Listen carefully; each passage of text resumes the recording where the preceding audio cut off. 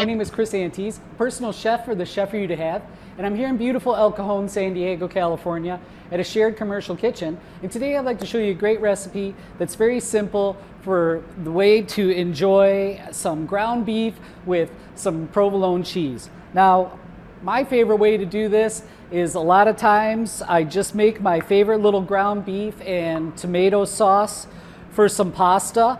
And this will go well with any kind of pasta as well, some ziti, some penne, maybe even a spaghetti. And I cook that all together. And then the best way to serve it is with one of my favorite cheeses. And this I've already got shred up, but it's provolone cheese. Now provolone is really similar to mozzarella, but it's got more of a smoky flavor to it, if you ask me. And then, so you have this wonderful dish to serve to your friends. And you can't beat sprinkling it with this cheese, because who doesn't like cheese on their pasta?